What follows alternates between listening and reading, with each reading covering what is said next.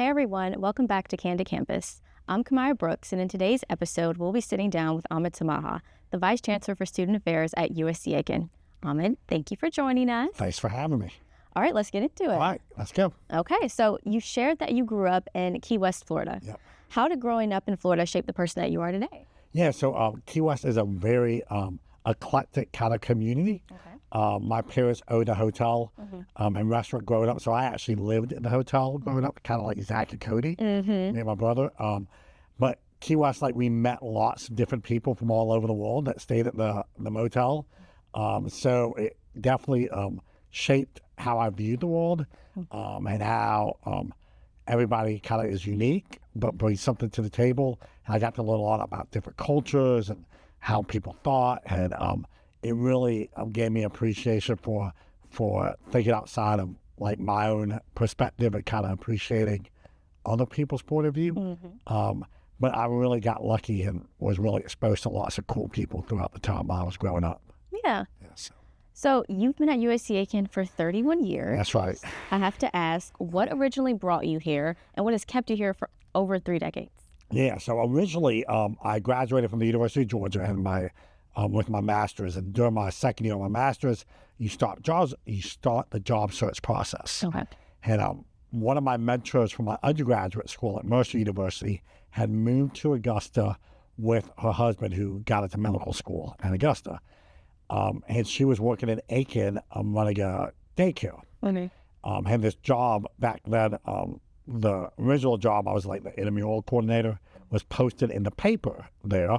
We didn't have internet back then. So she called me and said, hey, you should think about applying for this job. I know you love intramurals. I mean, you want to work at a university. So she sent me the newspaper clipping in the mail with a postage and everything. I looked at it, so I typed out my cover letter and everything and mailed it in, and came here for an interview, got lucky. And then originally, I thought I would be here for like 2 or 3 years and then move on and, keep moving up the ladder. I've been real fortunate that every 3 or 4 years, I've had the opportunity to move up, do something different.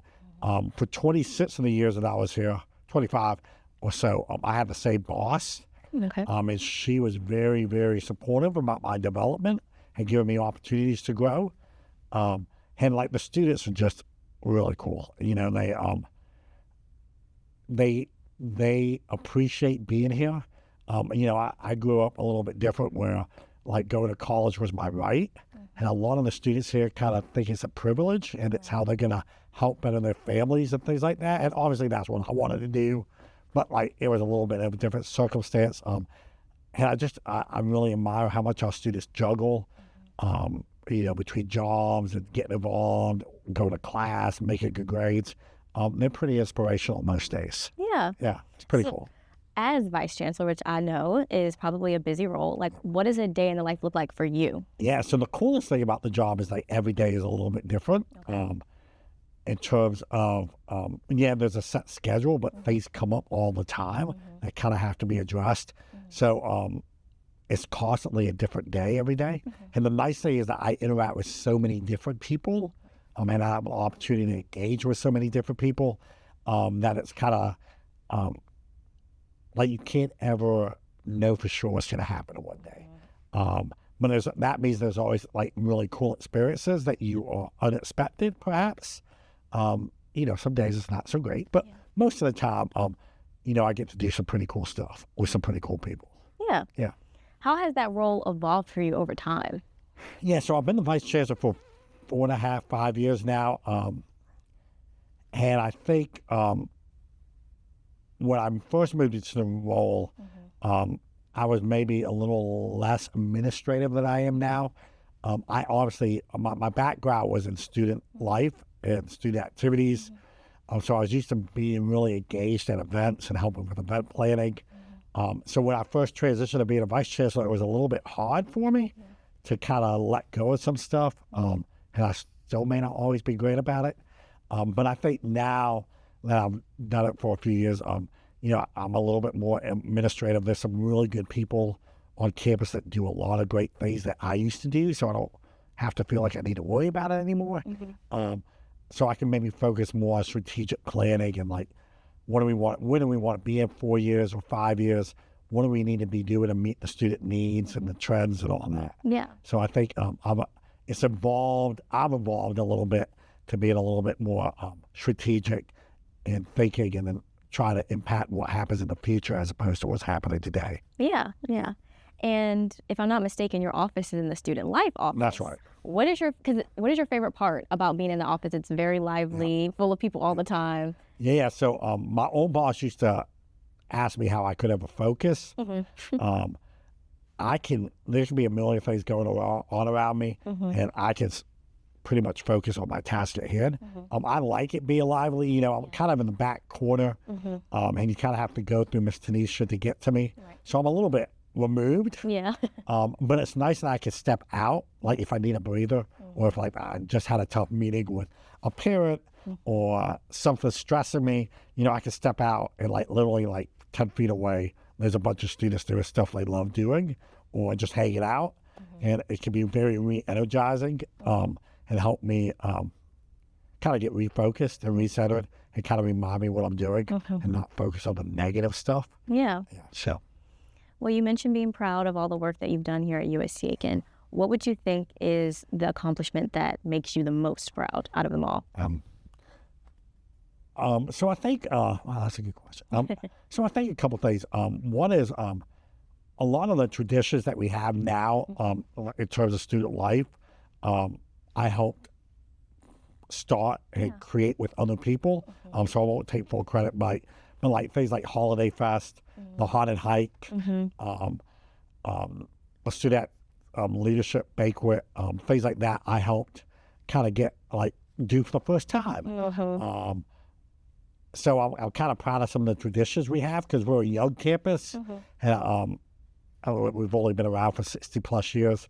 So sometimes traditions at schools that young, it takes a while to develop, and I kind of feel like because I've been here for a while, we've been able to develop some of those. I think the other thing I'm most proud of is I've been real lucky to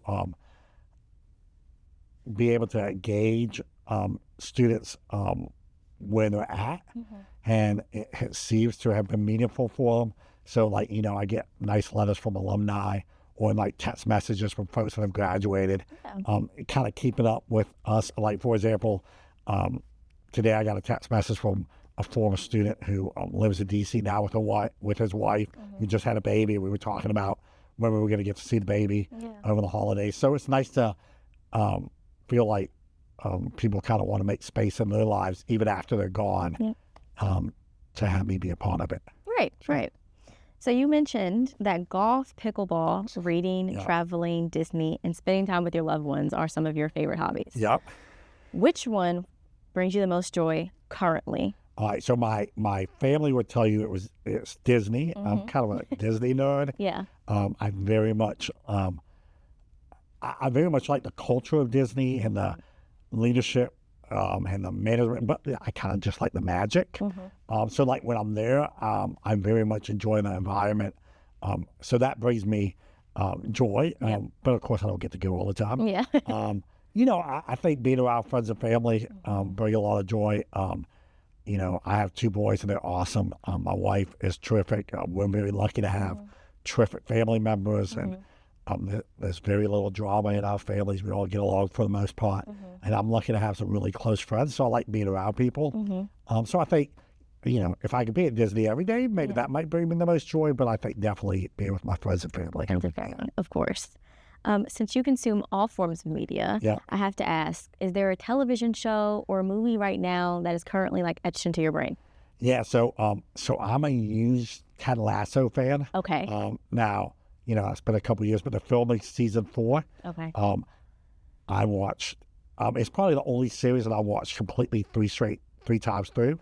I just kind of love Ted Lasso. I love the message. I love everybody on it. So, I mean, that's probably my favorite TV show. I also am a big West Wing fan from back in the day.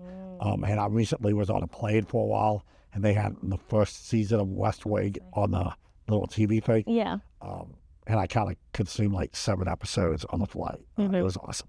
Yeah. So. Okay, so you openly admitted that you love to eat in reality TV. I won't even call those guilty pleasures. Yeah. There's no need to feel guilty about it. All right. But what is your go-to comfort food, and what reality show is your guilty pleasure? Yeah. All right. So go-to comfort food is pasta. Okay. I can eat any form of pasta. It can have meat. It can just have vegetables. It can be Alfredo. It can be marinara. It can just be olive oil. I like pasta is my comfort food, no doubt. All right. So reality TV, like I'm a huge Real Housewives fan. It's just kind of like, it's kind of fun to watch people act crazy and live a lifestyle that I'm never going to live. And your next question might be which franchise? Oh, yes. Look, I mean, I'm kind of partial to Atlanta just because I'm really familiar with Atlanta. And, Right. you know, you see stuff and you're like, oh, I've been there. I kind of like Beverly Hills, but Salt Lake City's probably my favorite right now because they're a bunch of crazy people. Okay. But it's kind of fun crazy. Okay, so Atlanta is my favorite as well, but people seem to love Salt Lake City right now, and I've started a little bit, and so I need to finish it. Yeah. So Atlanta, who do you love on Atlanta? Like, who's your favorite housewife? Okay, so like OG Nene. Oh yeah. Yeah, I mean, I can quote her the most out of everybody. Like everybody's pretty quotable, but Nene, I'm sorry, like she's my favorite, just messy person. You know? Yeah, she's messy. She has the best one-liners. Yes, no doubt. absolutely best one-liners. Who's your favorite one on the cast right now?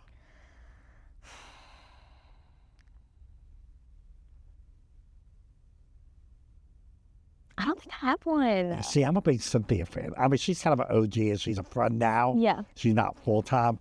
Yeah. I just think she's like always so level-headed, but she doesn't mind kind of getting a little messy too. Yep. But she seems to like everybody. Yeah, because she's always been seen as like the most mature out of the bunch. That's right. So that's a good pick. Yeah. Who's your favorite on Salt Lake City? So I'm a big Heather fan. Okay. I just think she's funny. Yeah. She's a little bit like Nene with a kind of funny reactions and one-liners. So I can probably like her. But what about you? Since I just started right now, I would probably say, for now, I actually would say Heather, but I don't know if they add any more people because I'm literally only on the first season. Yeah, so the cool thing about Salt Lake is the same cast. It's pretty much the same cast. Okay. Except for Jen Shaw, who went to prison. Yes, I heard that she went to prison. And then they added, I think, like Brittany and one other person. But for the most part, it's been the same core group the whole time. Okay. And so, yeah, Heather's cool. Okay, I need to go back because I just finished another reality TV show, so I need something to watch. Cool. In regards to your pasta, do you like white sauce or red sauce? So I like both. I really don't have a preference. Okay. I like pesto too. Pesto is probably my favorite out of those three sauces. Yeah. Okay, so you said that your greatest accomplishment is raising your two sons with your wife, of course. Right. What did parenting teach you that influences how you lead at USCA? Yeah, so I think maybe the flip happened.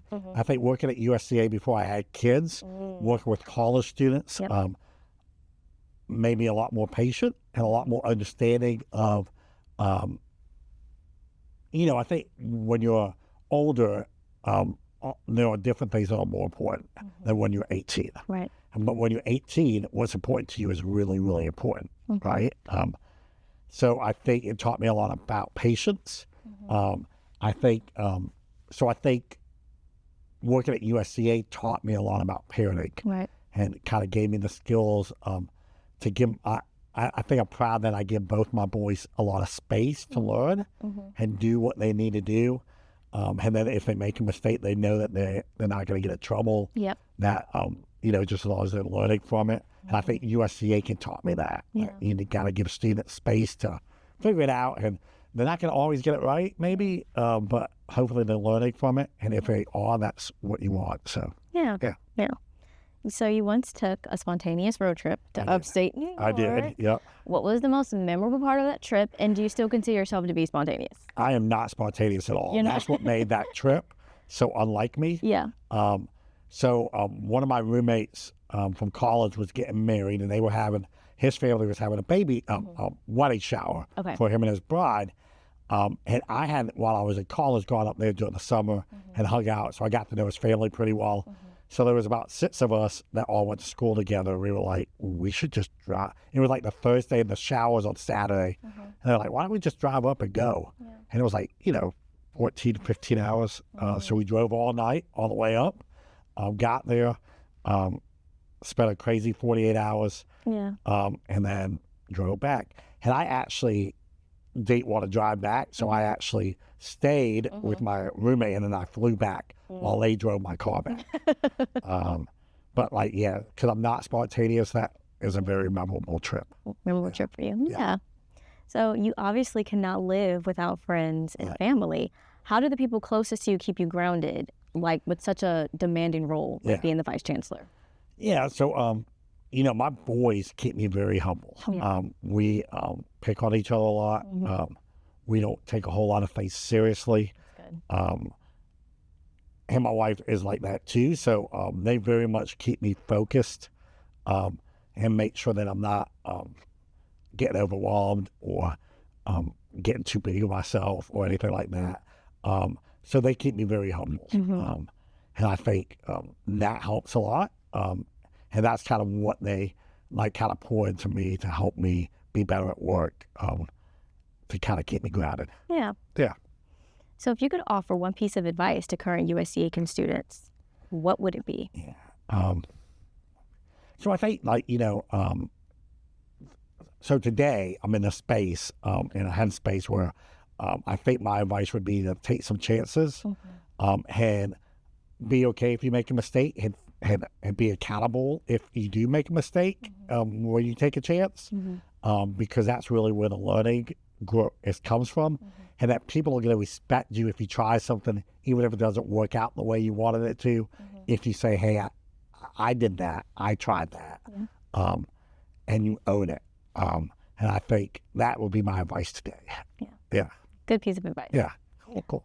Okay, so we have a little segment. Okay. This or that. It's like a little rapid fire. Okay.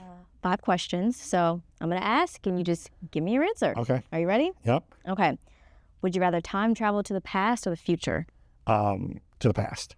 Teleportation or invisibility? Teleportation. Zombie apocalypse or alien invasion? Alien invasion. Pirate or ninja? Oh, pirate. Unicorn or dragon as a pet? Dragon. Good. Yeah. I think I'd rather have a dragon too. Yeah. I think unicorns, I don't know. Dragon would be cool. They breathe fire.